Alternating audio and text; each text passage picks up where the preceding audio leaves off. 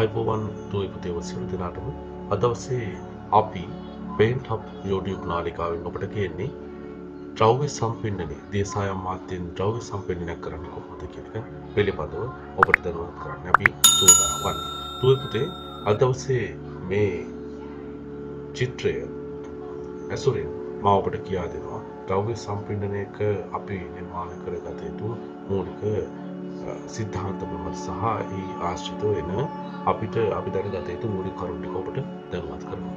දුවේ පුතේ මේ වෙනත් චිත්‍ර ශිල්පිනියෙකුගේ චිත්‍රයක් ඇසුරින් තමයි අද දවසේ ඔබට මම මේ පිළිබඳව දැනුවත් කරන්න සූදානම් වන්නේ. අපි බලමු මේ චිත්‍රය නැත්නම් මේ ද්‍රව්‍ය සම්පින්ඩනය කොහොමද නිර්මාණය කරන්නේ සහ මේ ද්‍රව්‍ය සම්පින්ඩනය නිවැරදිව වර්ණ කරගන්නේ කොහොමද කියලා. පුතේ ද්‍රව්‍ය සම්පින්ඩනයක් නිවැරදිව වර්ණ කරගන්න ඔබ දැන් දකිනවා මේ පසුබිම වර්ණ කිරීම තමයි අපි මුලින්ම කරන්නේ.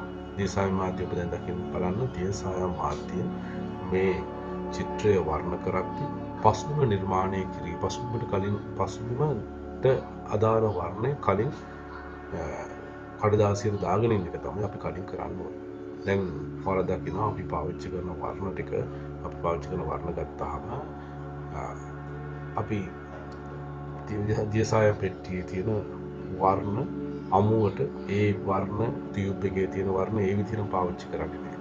වර්ණ කිහිපයක් එකතු කරලා ඒ අදාළ වර්ණ නිර්මාණය කරගන්න අපි අනිවාර්යයෙන් කරන්නේ. ද්‍රව්‍ය සම්පින්ඩනයක් විතරක් නෙවෙයි ඕනෑම දියසාය මාධ්‍ය චිත්‍රයක අමු වර්ණ භාවිත කිරීම නවත්තිය එහෙම නවත්තන්න පුළුවන් නම් ඔබට අනිවාර්යෙන් හොඳ දියසායන් චිත්‍රයක් නිර්මාණය කරන්න පුළුවන්. ඉතින් මේ චිත්‍රයත් ඒ වගේ තමයි. දේශාය මාධ්‍ය වර්ණ කරනවා නම් ඔබ දේශාය මාධ්‍ය වර්ණ කිරීමේ මූලික ක්‍රමවේද ටික ඔබට උරු කරගත යුතුයි. දැන් මේ වෙනකොට ඔයාලා දකිනවා ද්‍රව්‍ය සම්පින්ඩනයට අදාළ මූලික පසුබිමට අදාළ මූලික වර්ණ ටික දැන් මේ වෙනකොට යොදාගෙන තියෙනවා. පසුබිමට අදාළ මූලික වර්ණ ටික යොදාගෙන තියෙනවා. එතකොට මේ පසුබිමට අදාළ වර්ණ සකසා ගැනීමේදී අපි ඉදිරියෙන් තිබෙන නිශ්චල ද්‍රව්‍ය වල වර්ණ පිළිබඳව සැලකිලිමත් වීම සහ ඒ වර්ණයට විරුද්ධ වර්ණයක් විතර අපි සමහර විට පසුබිම ගන්න පුළුවන්. නැත්නම් එළිය හඳුර දක්වද්දී එළිය දැන් ද්‍රව්‍ය වල එළිය දැක්වෙන ප්‍රදේශවලට අපිට පුළුවන් ඒ ප්‍රදේශවල පසුබිම සඳහා අඳුරු වර්ණයක් යොදන්න. නේද? එහෙම තමයි අපිට මේ භාණ්ඩ නැත්නම් මේ නිශ්චල ද්‍රව්‍ය ටික මතු කර ගන්න පුළුවන් වෙන්නේ. දැන් ඔයාලා දකිනවා මේ වර්ණ මිශ්‍ර කරද්දී ඒ අදාළ වර්ණය හිතමු ධම් වර්ණය නම් ධම් වර්ණය කියන එක වර්ණ ප්‍රභේද ගණනාවක් තියෙනවා. එතකොට මේ වර්ණ අපි පටන් ගන්නේ ලා වර්ණය. ලා වර්ණයෙන් පටන් අරගෙන දැන් ලා වර්ණයේ තියෙන අදාළ තැන් මතු කරගනිමින් අනිත් අඳුරු කළ යුතු ගැඹුරු පෙන්වන යුතු තැන් වලට අඳුරු වර්ණයේ දීම තමයි අපි කරන්නේ. ඉතින් ඊට කලින් අපි කරන්න ඕනේ ඉතින් ඊට අදාළ මූලිකව අපි යොදන ලා වර්ණය යොදා ගන්න. පසුව තමයි අපි ටිකෙන් ටික වර්ණය අඳුරු කරන්නේ. දැන් මේ තියෙන හැම එකක්. එතකොට අපිට පුළුවන් නිතරම නිශ්චල ද්‍රව්‍ය අපි ඇඳගත්ත නිශ්චල ද්‍රව්‍ය වලට වර්ණයේදී යොදන්න පෙර ඒ හා සමානව තියෙන පසුබිම සහ ඊට අදාළ කොටස් වලට වර්ණ යොදාගත යුතුයි. ඒ විදිහට තමයි අපිට මේ ද්‍රව්‍ය නිවැරදිව වර්ණ කරන්න පුළුවන්. ඒ විතරක් නෙවෙයි ඔයාලා දන්නවා කලින්ම නිශ්චල ද්‍රව්‍ය වර්ණ කරගන්නට පස්සේ පසුබිම වර්ණ කරන්න යද්දී මේ භාණ්ඩ වල තැන් තැන් වලින් සුදු පාටින් තැන් තැන් වල ඉතුරු වෙනවා. එතකොට අපිට මේ භාණ්ඩයේ නිශ්චිත හැඩය එන්නේ නැහැ නේද? ඒ නිසා නිශ්චිත හැඩය තබා ගන්න නම් ඒ නිශ්චිත හැඩය මතුවෙන ආකාරයට පසුබිම වර්ණ කරගෙන පසුව අපිට පුළුවන් මේ ද්‍රව්‍ය වර්ණ කරන්න එකින් එක නේද? දැන් අපි මේක තමයි මේ දකින්නේ මේ වීඩියෝ. අපි බලමු ඉස්සරහට කොහොමද වර්ණ යොදන්නේ. ඒ වගේම මේ යොදා ගන්න වර්ණ ගැනත් හොඳට සැලකිලිමත් වෙන්න පුතේ. වර්ණ වලට යොදා ගන්න මිශ්‍ර කරන්න යොදා ගන්න වර්ණ. දැන් යලෝක වර්ණය සමග යොදාගත්ත වර්ණ කීපයක් තමයි පසුබිමට යොදාගත්තේ. යලෝක වර්ණය අපි දන්නවා අපි දියසායන් වල අපි විතර පාවිච්චි කරන වර්ණයක්. දියසාය මාධ්‍ය පාවිච්චි කරලා බොහෝ දුරට අපි ලෝක වර්ණය නිතර පාවිච්චි කරනවා. ඒකත් ඒ වර්ණයත් එක්ක දැන් පාවිච්චි කරන්නේ වර්ණ කිහිපයක් හිටුවා. ඊට පස්සේ අපි දන්නවා දම් වර්ණයට අදාළ මූලික වර්ණ ටික හදද්දී ඒකට අදාළ නිල් නැත්නම් අපි කියනවා ප්‍රධාන වර්ණ වලින් අපි කතා කරනවා ක්‍රිම්සන් ලේක් සහ ප්‍රෙසියන් බ්ලූ තමයි කලවම් කරන්න ඕනේ නැත්නම් මිශ්‍ර කරන්න ඕනේ මූලික වශයෙන් දම් වර්ණය හදන්න. ඉතින් මේකේ මූලික වර්ණ දෙක ප්‍රෙසියන් බ්ලූ ක්‍රිම්සන් ලේක් කියන වර්ණ දෙක අඩු වැඩි වශයෙන් යොදාගත්තාම අපිට පුළුවන් මේ දම් වර්ණයේ විවිධ වර්ණ හදාගන්න. ඊට තවත් අවශ්‍ය නම් පුළුවන් තවත් වර්ණ යොදලා ඒ වර්ණයේ අදාළ ලා වර්ණය හෝ තද වර්ණය නිර්මාණය කරගන්න.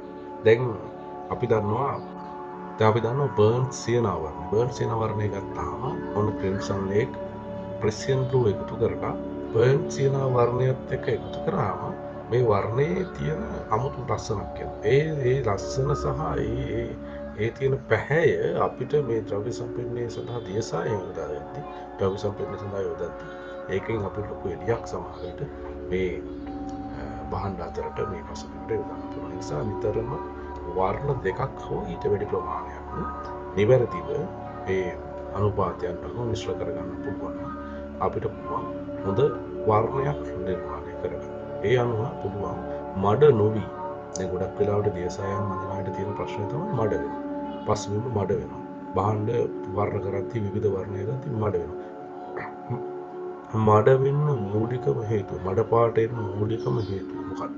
මඩ පාට එන්න මූලිකම හේතුව තමයි අදාළ නිශ්චිත වර්ණයන් නිවැරදිව ප්‍රමාණ අනුව මිශ්‍ර නොකර ගැනීම. මිශ්‍ර කරගන්න නැති වීම තමයි මූලික හේතුව.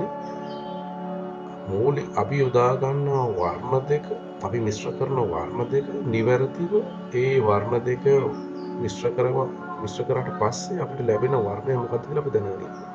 ඊට පස්සේ අපි ඒ වර්ණයට අපි යොදන ඊළඟ වර්ණය මොකක්ද කියලා අපි දැනගන්න ඕනේ සහ ඒ වගේ අනුපාතයන් පිළිබඳව හොඳ දැනීමක් තියාගෙන තමයි වර්ණ මිශ්‍ර කරන්නේ. ඒකත් එක්ක තමයි මේ අදාළ වර්ණයේ තීව්‍රතාව පැතිරලා තියෙන්නේ නේද? දැන් අමරක බර්න් සියන වර්ණය දැන් බලන්න පසුබිමට යොදන්න මේවා යට ලෑල්ලට යොදන වර්ණ බර්න් සියන වර්ණයට තවත් වෙනත් වර්ණ කීපයක් අපි සමහරට බර්න් සියන එකත් එක්ක ප්‍රෙසියන් බ්ලූ එකතු කරාට පස්සේ අපිට ලැබෙන්නේ තද කළු වර්ණයක්. එතකොට බර්න් සියන වර්ණය ප්‍රෙසියන් බ්ලූ වර්ණයයි දෙක එකතු වුණාම අපි දන්නවා අපිට ලැබෙන කළු වර්ණය. ඒ කියන්නේ අපි ගොඩක් වෙලාවට ද්‍රව්‍ය සම්පන්නය කොමන චිත්‍රයක් ගන්නත් චිත්‍රාන්දන කොයිම අවස්ථාවකවත් අපි කළු වර්ණය පාවිච්චි කරන්න හොඳ නැහැ. දියසාය මාධ්‍යයේදී අපි කළු වර්ණය පාවිච්චි කරන්නේ නැහැ. නමුත් කළු වර්ණය වෙනුවට අපි වර්ණය පාවිච්චි කරන්නේ බර්න් සියනා සහ ප්‍රෙසියන් බ්ලූ. මේ දෙක එකතු වුණාම අපිට මේ ගැලපෙන කළු වර්ණයක් එනවා. කළු වර්ණයට වඳුරු වර්ණයක් එනවා. එතකොට මේ වගේ වර්ණ දැන් මේ වෙලාව බලන්න දැන් මේ වෙලාව අපි මේ චිත්‍රය තුලත් මේ ගන්න අඳුරු වර්ණයට ප්‍රෙසියන් බ්ලූ සහ බර්න් සියන එක ගන්න.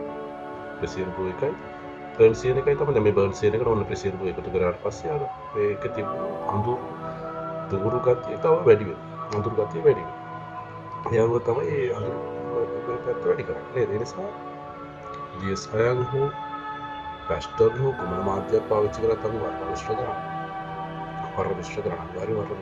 වර්ණවල ගුණ නැතින ඒකත් එක්ක නිසා අපි නිතරම දියසායන් වල විශේෂයෙන් දියසායන් වර්ණ ජලය පාවිච්චි කරන ජලයේ වර්ණ ප්‍රමාණය නේද? ඊට පස්සේ බ්‍රෂ් එක අපි පාවිච්චි කරන පින්සල් කඩදාසිය අතිශයින් වැදගත් මේ දියසායන් චිත්‍රක සාර්ථකත්වයට නිසා මේකෙදී ජලය භාවිත කිරීමත් විශේෂ වැදගත්. බලන්න ජලය භාවිත කිරීම අපි මුලින්ම ලාවර්ණය යොදන්නේ ජලය වැඩි.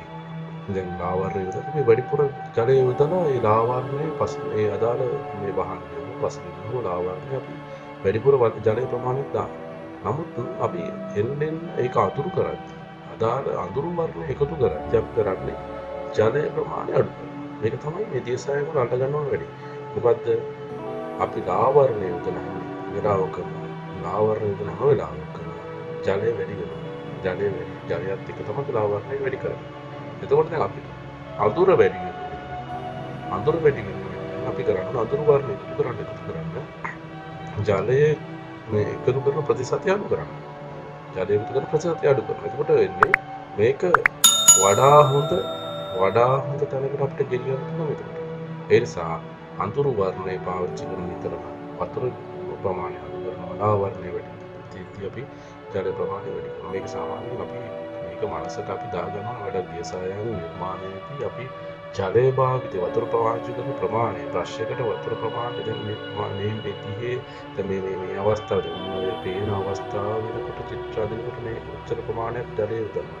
බලන්න. ජලය යොදනවා. ඊට පස්සේ දැන් අපි බලමු තව ස්ටෙප් එකකට යද්දි මේ වාජනයේට කොහොමද අපි වතුර මිශ්‍ර කරන්නේ කියලා බලමු. මේ දැන් ওই වතුර අඩු වෙන මිශ්‍ර කරනවා. මේ වෙලාවට වතුර අඩු වෙන මිශ්‍ර කරනකොට වතුර වැඩි මිශ්‍ර වුණොත් මේ කඩදාසිය පුරා වතුර ගලාගෙන යනවා. එතකොට අපිට අවශ්‍ය මේ අදාළ ප්‍රමාණය ඒරියා එක තීරණය කරලා ඒකට අදාළ වතුර වර්ණ දාන්න බෑ. දැන් මේ තියෙන ඒරියා එක තීරණය කරන ඒරියා එකෙන් පිට වර්ණ හොයන්නේ අදාළ ස්ථානට පමණක් වර්ණ යොදන වෙලාව. ඒ වෙලාවෙත් බොහෝ දුරට අපි කරන්න ඕන ඒ ඒරියා එකට වර්ණ දාත් අඳුර තමයි වැඩිපුර අපි ඒරියා එක ආක් කරගන්නේ නේද අඳුරෙන් වර්ණ එකතු කරලා ඒකට අඳුර වර්ණය එකතු කරද්දී ජලයේ ප්‍රමාණය අඩු වෙනවා. අපිට පහසුවෙන් ඒ අදාළ ඒරියා එකට ඒ ප්‍රදේශයේ අපිට අවශ්‍ය ප්‍රදේශය විතරක් වර්ණ කරද්දී අපි මොකද හදාගන්න. දැන් බලන්න මෙතනත් දැන් මේ වාජනයේ නේද මේ ඊළඟ වාජනයේදී බලන්න මේ වාජනයේදී වර්ණ විතරක් බලන්න මෙතන බලන්න මේ අර ඉදිරියෙන් තියෙන වාජනයේ හෙවණෙන්ද තමයි අර පසුපස තියෙන වාජනයට වැටෙන්නේ නේද? දැන් ඒ වෙනඳ තමයි වෙන්නේ. දැන් සමහරට ඒ වාජනයේ වර්ණේ නෑ නමුත් පසුබිමේ තියෙන හෙවණෙන්ද නිසා ඒ මත වැටෙන හෙවණෙන්ද නිසා ඒක අඳුරනවා. ඒක තමයි ආයෝදන්නේ. දැන් බලමු ඊළඟ වාජනයට වර්ණය යොදන්නේ කොහොමද? වාජන පිටිපස්සේ කොටස. ඒක හෙවණෙන්ද තමයි අඳුරු වැඩි අඳුරක් පිට කරන්නේ. නේද? අපිට ළඟ තියෙනවා හෙවණෙන්ද යෙදී අනිවාර්යයි. අපි දර ප්‍රකාශන චිත්‍ර කොහොමද හෙවණෙන්ද තිබ්බම තමයි ඒක තාත්වික ගතියක් එන්නේ. නේද? තාත්වික ගතියක් එන්නේ. ඒතකොට මෙතන තාත්වික බව ගෙනල්ලා අපිට කරන්න තියෙන හොඳම දේ තමයි හෙවණෙන්ද යොදන්න. ඒ අදාළ වර්ණය යොදන්න ඕන. දැන් බලන්න මේ වාචනේ කට මේ වාචනේ කට ඇතුල් කොටසේ එන අඳුර තමයි මේ පෙන්වන්නේ. වාචනේ ඇතුළත තියෙන අඳුර මේ පෙන්වන්නේ. ඒතකොට වාචනේ ඇතුළත තියෙන අඳුර මේ කටේ මේ වාටිය නෙමෙයි මේ පාට කරන්නේ. කටේ මේ වාචනේ කටේට එන වාටිය කොටස වර්ණ කරන්නේ නැහැ. ඒක සුදු වර්ණ ඉතුරු කරනවා. මොකද ඒකෙන් තමයි කටේ වාටියේ ප්‍රමාණය පෙන්වන්නේ. මේ අඳින්නේ මේ වර්ණ කරන්නේ මේ වාචනයේ තියෙන ගැඹුරු පෙන්වන තැන. මේ ප්‍රමාණය විතර ගැඹුරු පේන්නේ. මේ දැස් මට්ටමින් තියෙන නිසා මේ ප්‍රමාණය තමයි අපිට ගැඹුරු පේන්නේ. දැන් ඒ නිසා නිතරම සුදු වර්ණය අපි ඉතුරු කරලා දාන එළිය ආලෝකයේ වැඩිපුරම වැටෙන තැන් ස්ථාන සුදු වර්ණය ඉතුරු කරලා අනිත් තැන් වල වර්ණය ඉදිරියට කරන්නේ දැන් මේ වාචන කරන්නේ මෙන්න මම කියපත අර අඳුර සහ වාචනේ මතු පිටින් පෙනෙන වර්ණය අතර පොඩි තීරුවක් පුංචි තීරුවක් තියෙනවා බලන්න නේද? ඒ පුංචි තීරුවක් තියෙනේ සුදු පුංචි තීරුවක් තියෙනේ තීරුවෙන් තමයි මේ වාචනේ කටේ ඝනකම පෙනෙලා තියෙන්නේ. දැන් ගොඩක් අය අපේ දරුවෝ මොනවද කරන්නේ නැහැ. අර කට කියන එක පෙන්නන්න අඳුරු වර්ණයක් දාලා ඒක කට කියන එක අඳිනවා. කට අඳින්නේ නැහැ. කට කියන එක ඒකදී ඉතුරු කරනවා. ඉතුරු කරේ මොකද? ඒක ඝනකමක් තියෙනවා. මත නේද? ඒ ඝනකමත් එක්ක වැටෙන ආලෝකයේ ඒ තුන පෙන්නකොට තමයි මේ වාජනේ මේ කෝපයේ මෙන්න කට. ඒකෙන් එහා පැත්තේ අපි වර්ණ කරන්නේ අඳුර. ගැඹුරු පෙන්නන අඳුර. ඊට පස්සේ ඊට මෙහෙන් පාට පාවිච්චි කරලා ඒකදී අපි හිතුවේ අර සුදු පුංචි තීරුවක් ඉතුරු කරනවා. නේද? අපි මේ වාචනේ බලන්න මේ වාචනේ දැන් ඔන්න මේකෙදි පාවිච්චි කරන්නේ ලයිට් කලර් එකකට තමයි කියනවා. මේක නේද? දැන් ලයිට් කලර් එකක් පාවිච්චි කරනවා. මේකෙදි පාවිච්චි කරන ලයිට් කලර් එකට අමතරව මේකට ගන්න ඕන ඩාර්ක් කලර් එකක් නැත්නම් අපි අඳුරු වර්ණයක් යොදන්න. අඳුරු වර්ණය යොදද්දී ඔන්න බලන්න අඳුරු වර්ණයට එන්න කලින් ආවරණය දාගෙන තමයි අඳුරු වර්ණය පිට කරන්නේ. මේ වාචනේ තවත් අඳුරු වැඩි කරන්න. මේ වෙන තව අර වර්ණ බලන්න මේකට ඒකට එකතු කරේ මොකක්ද? මේ තද නිල් වර්ණ තද නිල් වර්ණයට හදාගත්තේ තනියම නිල් වර්ණය විතරක්. ඒ නිල් වර්ණයට මම කිව්වා වගේ නිල් සහ නැත්නම් ප්‍රෙසියන් බ්ලූ සහ අපි කතා කරන මූලික වර්ණය නිල් වර්ණය තියෙන නම ප්‍රෙසියන් බ්ලූ සහ ක්‍රිම්සන් ලේක්. ඒකට ගම්පාට නේද ක්‍රිම්සන් ලේක් ඒවත් එක්ක මේකට පාවිච්චි කරන්න පුළුවන්.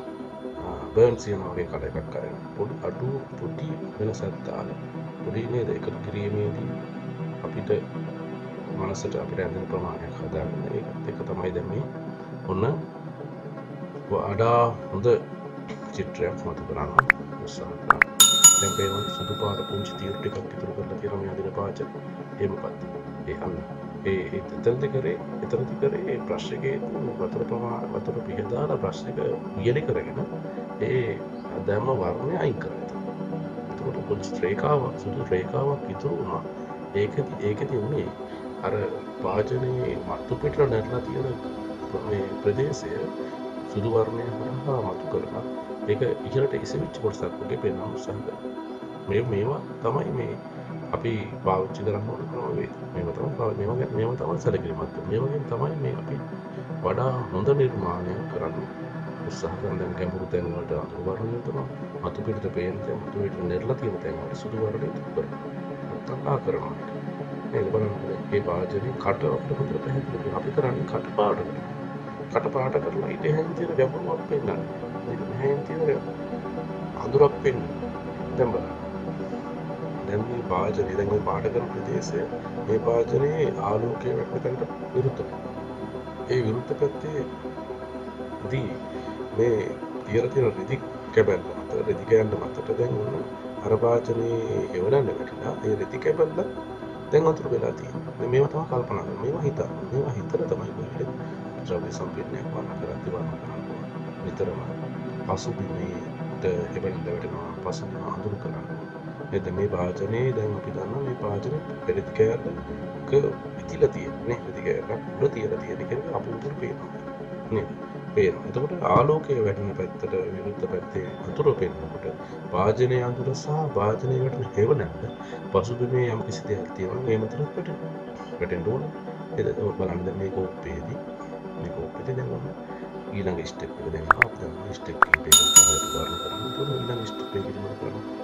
අර ලා වර්ණය ඉතුරු කරගෙන දැන් කෝප්පේදී අඩුවට කලින් වර්ණ දාලා තිබුණා. ඒ ලා වර්ණය එහෙම ඉතුරු කරගෙන දැන් වතුර ප්‍රමාණය අඩු කරා. දැන් වතුර දැම්මේ නැහැ නේ. අපි දැක්කේ නැහැ වතුර දාන්න. ඒ කියන්නේ වතුර දාන්න නැත්තේ හේතුව වතුර දැම්මොත් වෙන්නේ අර ලා වර්ණය තද වර්ණය දෙක එකතු වෙලා අපිට අවශ්‍ය ඒරියා එක නැත්නම් ඒ අදාළ ප්‍රදේශය වෙන් කරගන්න බැරි වෙනවා. අපි මුලින්ම ලා වර්ණය දාලා ඉතුරු කරලා දෙන පස්සේ ඒකයි තද වර්ණයේදී වේරුණාට පස්සේ වර්ණ දාන්න. දැන් නැත්නම් මේ වර්ණ දෙක මිශ්‍ර වුණා නම් අර අපිට දැන් පේන කෝපයේ අණුව පැහැදිලිව පේන්නේ නේද? දැන් පැහැදිලි ඔන්න කෝපයේ අණුව තියෙන හොඳට කෝපයේ කට හොඳට පැහැදිලිව පේනවා නේද? ඒ අණුවට වැටෙන ආලෝකය හොඳට ත්‍රිවුරව අපිට පේනවා. මේක තමයි ගන්න. දැන් බලන්න මේ සුදු පාට ඒරියාක ඉතුරු කරන්න තිබුණා. මේ ආන්ද සුදු පාට ඒරියාක ඉතුරු කරලා තිබුණා. දැන් ඒරියාක මොකද කරන්නේ? තද වර්ණයෙන් වර්ණ කරන්න. හේතුව ඇයි? අර ආලෝකයේ වැටෙන පැත්තට විරුද්ධ දිශාව අඳුරු පැත්තේ එන හෙවණල්ල වැටෙනවා මේ අදාළ තලයේ මතට. නේද? ඒ තලයේ තමයි මේ අඳුරු කරලා පෙන්වන්න උත්සාහ කරන්නේ. මේක තමයි දියසායම් වර්ණ කිරීම, පැස්ටල් වර්ණ කිරීම. කොමන හෝ මාධ්‍යයක් වර්ණ කරන්නේ.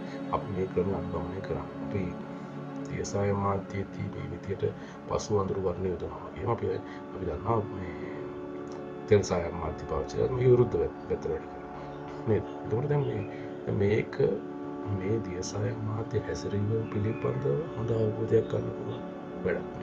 හොඳ අවබෝධයක් පැහැදිලිව බලන්න දැන් අර රෙදි කෑල්ලට විරුද්ධව මේ රෙදි කෑල්ලේ එවනල්ල වැටෙනවා දැන් නැවත තලයේ මතට. ඒ තලයේ මතට වැටෙන අඳුර තමයි දැන් මේ අපේන්නේ. දැන් එහෙනම් මේ විදිහට තමයි හොඳ ද්‍රව්‍ය සම්පීඩනයක් අපි අඳගන්නේ. හොඳට වර්ණ කරද්දී මේ විදිහට දේවල් ගමනය කරන්න. එහෙනම් දුවත්තේ අපි නැවතත් මේ වගේ පාඩමකින් හම්බෙමු.